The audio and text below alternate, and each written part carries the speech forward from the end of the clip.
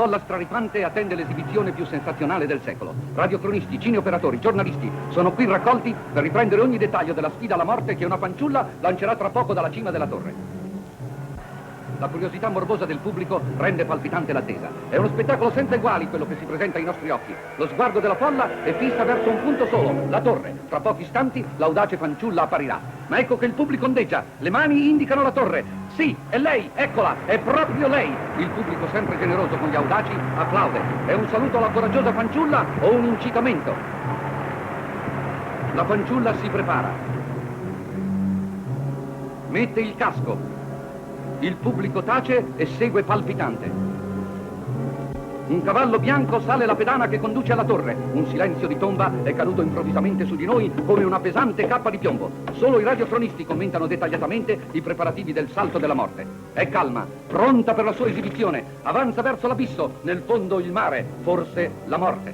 Ogni secondo appare un secolo. Ecco, il cavallo è ora proteso. L'istinto di conservazione lo fa desistere, ma la fanciulla è decisa e spinge l'animale verso il vuoto. Il salto fatale si compie.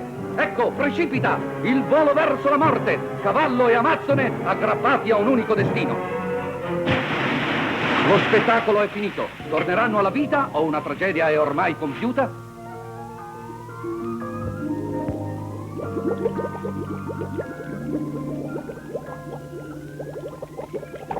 Denti bianchi, bocca fresca.